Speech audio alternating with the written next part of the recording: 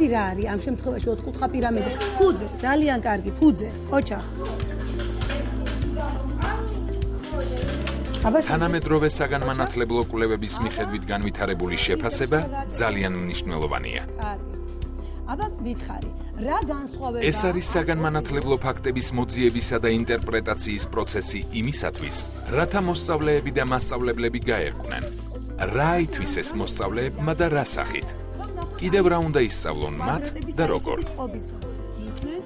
განმავითარებელი შეფასება შეიძლება განხორციელდეს საშინაო დავალებებისა და პროექტების, დაკვირვებისა და მოკლე კითხვარის, სიმულაციებისა და თამაშების, მოსწავლეთა თვითშეფასების საშუალებით. ასე რომ, განმავითარებელი შეფასება სწავლება-სწავლის პროცესის განუყოფელი ნაწილია. განმავითარებელი შეფასების მიზნებია: მოსწავლეების საჭიროებებისა და ძლიერი მხარეების გარკვევა, სწავლების ეფექტიანი მეთოდების შერჩევა, მოსწავლეების მოტივაცია, მოსწავლეების ძალისხმევისა და წარმატების აღიარება, მოსწავლეებისთვის მათი პროგრესის შესახებ ინფორმაციის მიწოდება, მშობლების ინფორმირება შვილების პროგრესის შესახებ.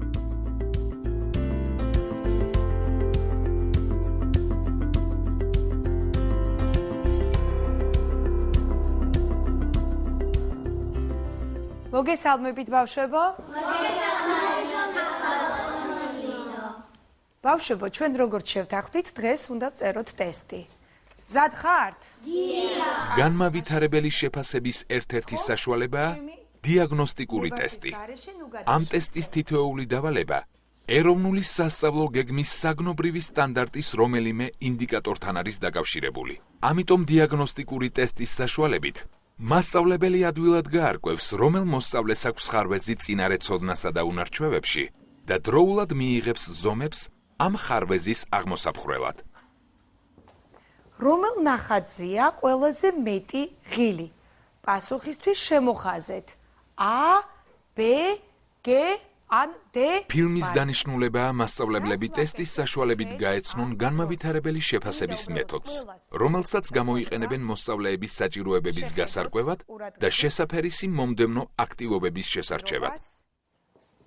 მოდით გავეცნოთ ტესტის შესრულების წესს. ყურადღებით მომისმინეთ.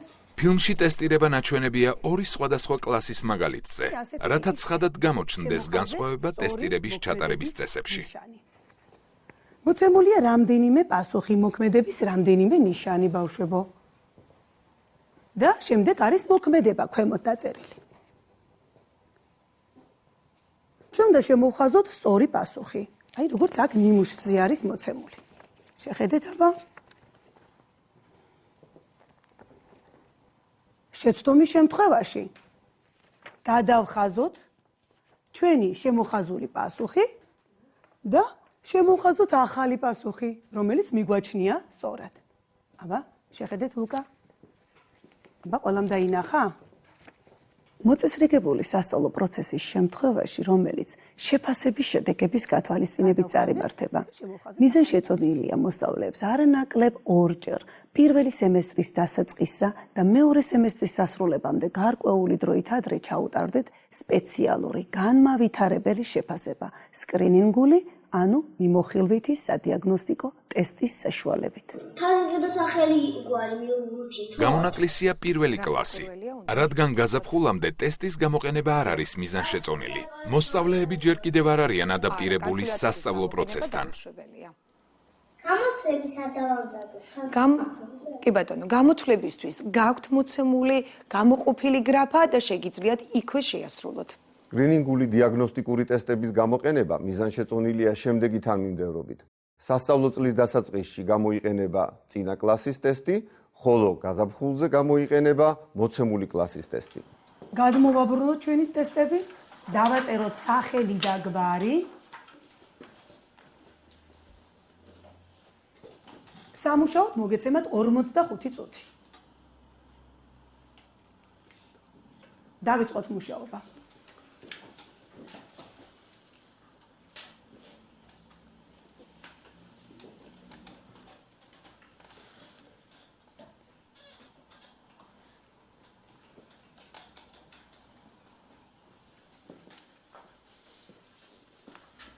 სულ რამდენი კუბია ნახატზე შემოხაზე პასუხი.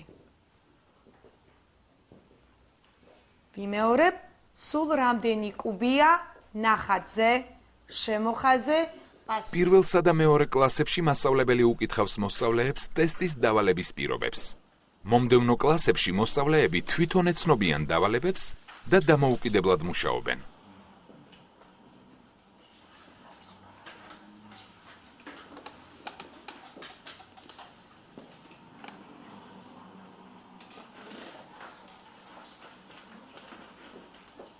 ტესტირებისას მასწავლებელი მოსწავლეებს ტესტის შინაარსთან დაკავშირებულ კითხვებს არ პასუხობს.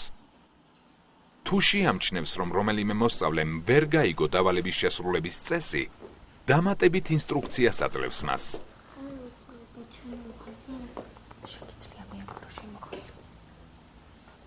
სადიაგნოსტიკო ტესტირების მეორე მაგალითია შეფასება რომელიმე მათემატიკურ კომპეტენციაზე ფოკუსირებული ტესტით. ასეთი ტესტირება მიზანშეწონილია იმ მასალის სწავლების წინ, რომლის ასათვისებლადაც გადამწყვეტია შერჩეული მათემატიკური კომპეტენცია. ნინოს და 6 წლისაა. ნინო თავის დაზე 12 წლით უფროსია. რამდენი წლისაა ნინო?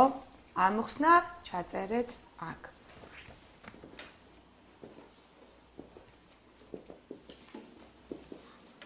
წინასწარ ახალი მასალის მიწოდებამდე მოსწავლეთა სავარაუდო პრობლემების ცოდნა მასწავლებელს საშუალებას აძლევს მიიღოს პრევენციული ზომები, გაითვალისწინოს კლასის მოსწავლეთა არათანაბარი მზაობა და გაკვეთილის მსვლელობისას ინდივიდუალურად მიუდგეს განსხვავებული მზაობის მოსწავლეებს.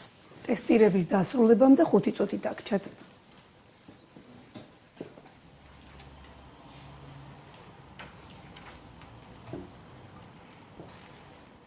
დროული დიაგნოსტიკა და შემდგომი მიზანდასახული საკორექციო სამუშაო მოსწავლეების შედეგების გაუმჯობესების საშუალებაა. ტესტირებისთვის განკუთვნილი დრო ამოიწურა ბავშვებო.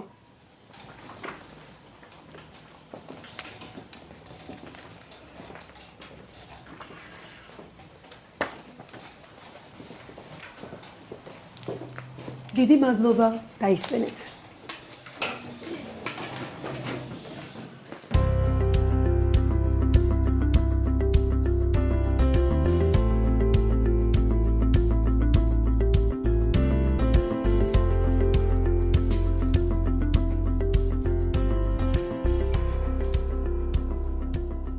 მასწავლებელი ამოწმებს თითოეული მოსწავლის ნაწერს და აფასებს ნამუშევარს.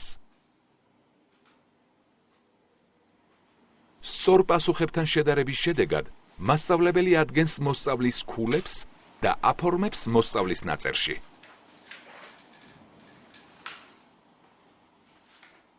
საჭიროების შემთხვევაში მასწავლებელი შეფასებისთვის იყენებს შეფასების სქემას.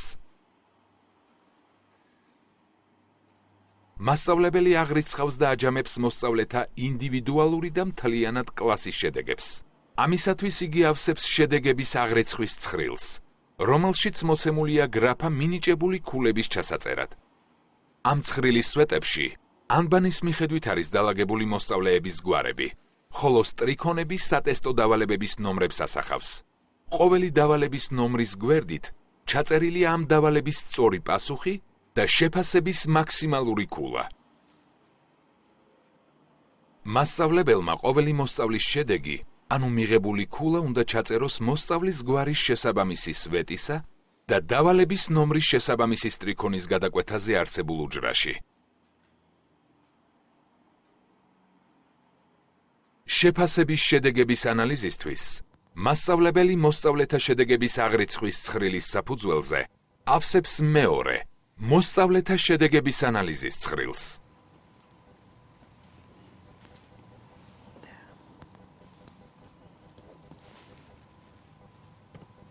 მოსწავლეთა შედეგების ანალიზის ცხრილის სტრიქონები ასახავს საკვანძო მათემატიკური კომპეტენციების მიხედვით დაჯგუფებული სატესტო დავალებების ნომრებსა და შესაბამის ინდიკატორებს ეროვნული სასწავლო გეგმის საგნობრივი სტანდარტის შესაბამისად.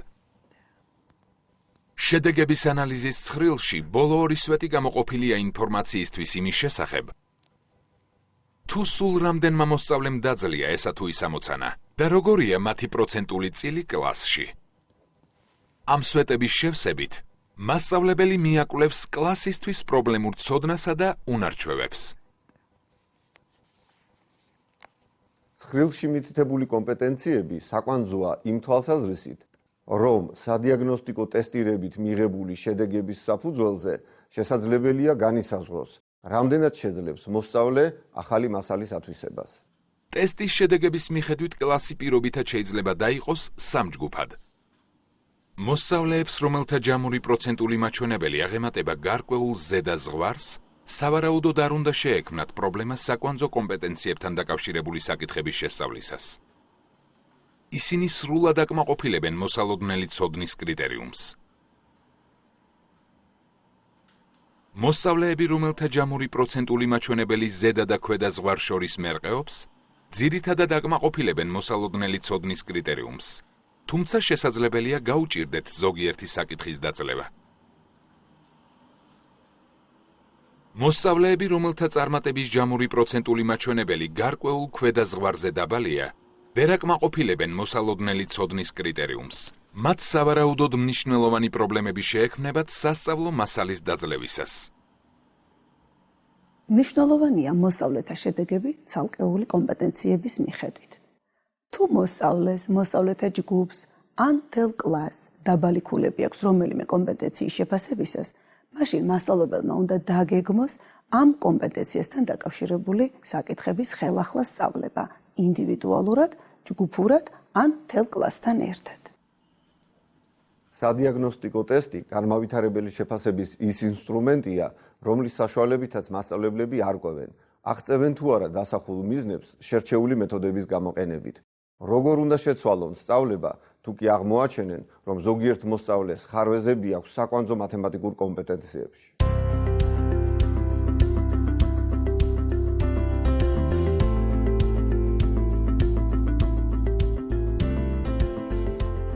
რა მართლა შეფასება? მეორე კლასში გამოიკვეთა ხარვეზი. ორნიშნა რიცხვებზე მოქმედებებში ათეულებზე გადასვლით. ჩემთანაც ნათელია სურათი. მაინც რა არის ნათელი? მეოთხე კლასში სივრცულ ფიგურებთან გვაქვს პრობლემა. ამიტომ ახალი მასალის დაწყებას აზრი არ აქვს. ალბათ დამატებით მუშაობას ატირებ ხო მოსწავლე? ასე მომიწევს. მეც ვაპირებ ამ მიმართულებით მუშაობას. მასწავლებლები ცდილობენ შეფასების შემდგომი აქტივობების დაგეგმვას. ჯგუფურ სამუშაოს ხომ არ ჩაატარებთ განსხვავებული დონის დავალებებით? რატომაც არა, თან სასწავლო აქტივობა, თან მოსწავლეებსაც დააკვირდებით დავალებების შესრულების პროცესში. მე როგორ დაითვლი შედეგებს? ქულებით. გადაჭარბებულ მნიშვნელობას ხომ არ ანიჭებთ ქულებს და არა უკავშირს. აბა როგორ მოვიქცე? ღია დაბოლოებიანი შეკითხვები რომ დაუსვა, მაგალითად, რა არის ამ ფიგურებში ერთნაირი და რა განსხვავებული? ან კიდევ დააკვირდი ფიგურას და ფიგურაზე დაკვირებით შეაგროვე მონაცემები. მოусმინე, დააკვირდი და ჩაინიშნე დაკვირვების შედეგები. განმავითარებელი შეფასების სირთულეების დასაძლევად მიზანშეწონილია მასწავლებლებმა ყურადღებით მოусმინონ და დააკვირდნენ მოსწავლეებს სანამ მათ საუბარში ჩაერევიან. თვალყური ადევნონ თითოეულ მოსწავლეს და მთლიანი ჯგუფის მუშაობას. მოსწავლეებს დაუსვან ღია დაბოლოებიანი შეკითხვები. გაუზიარონ მოსწავლეებს სასწავლო მიზნები. წაახალისონ მოსწავლეთა თვითშეფასება და თანატოლთა ურთიერთშეფასება. შესთავაზონ მოსწავლეებს კონსტრუქციული უკავშირი. შეცვალონ სწავლება შეფასების შედეგების შესაბამისად.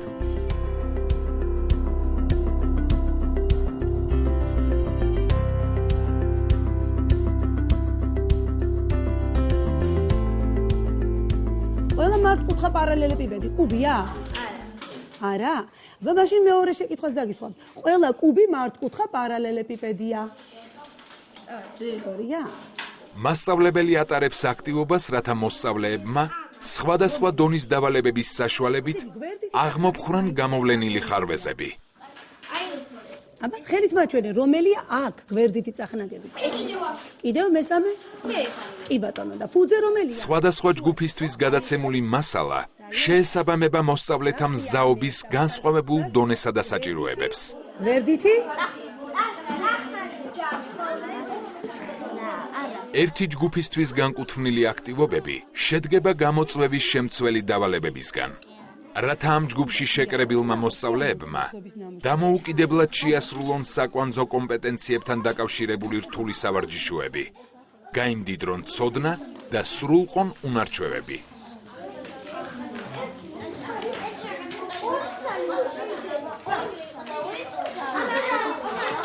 მეორე ჯგუფში იკრიბებიან მოსწავლეები, რომლებმაც ნაწილობრივ დაძლიეს მოსალოდნელი ცოდნის კრიტერიუმი და კარგი შედეგის მიუხედავად დამატებით სჭირდებათ საკვანძო კომპეტენციებზე მუშაობა. რათა გაიღრმავონ ცოდნა, განიმტკიცონ უნარჩვევები.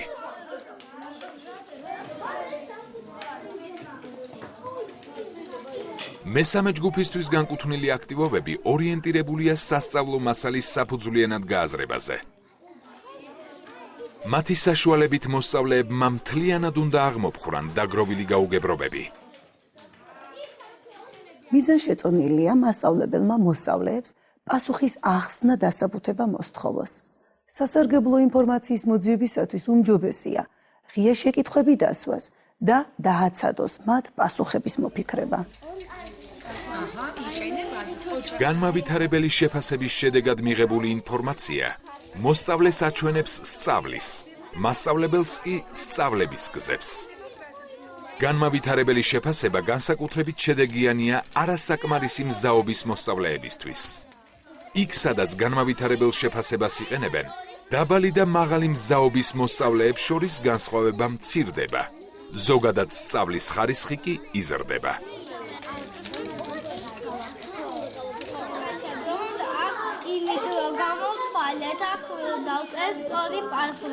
ჯერ გააკეთეთ თვალსაჩინოებაზე დაყრდნობით მიიღეთ პასუხი, შემდეგ შედეგები გადაიტანეთ ცხრილში.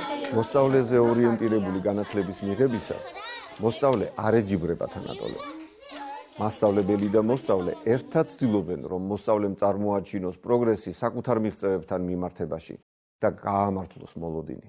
განმავითარებელი შეფასების შედეგია მასწავლებლის მიერ კონკრეტულ კლასში სასწავლო პროცესის შეცვლა შეფასების შედეგების შესაბამისად. მოსწავლეთა მიერ სწავლის ხერხების შეცვლა და შეცვლილი რეალობის შესაბამისად სწავლების მეთოდის მორგება. სასწავლო კლიმატის შეცვლა კლასში. სწავლება სწავლის მიმართ ახალი მოლოდინის ჩამოყალიბება. მზა კორექტირებული სასწავლო გეგმა იმავე საჭიროების მქონე მოსწავლეების მომავალი თაობებისთვის. ცვლილებების სკოლის მასშტაბით. განმავითარებელი შეფასების გაზიარებული ხედვის ჩამოყალიბება სკოლაში. რომელ საფეხურზე ხარ მითხარი? ყოჩხმარია. შეგიძლიათ რა? კარგი კოკო ხარ? კოჩა, კარგი კოკო ხარ? გლობალენე. სათხარ მითხარი კატო? შეფასება წარმოაჩენს, რომ თითოეულ მოსწავლეს განსხვავებული საჭიროებები აქვს. თქვენ როგორ მოარგებთ სასწავლო აქტივობებს მოსწავლეთა განსხვავებულ საჭიროებებს? რის მიხედვით წარმართავთ სწავლების დიფერენცირებას?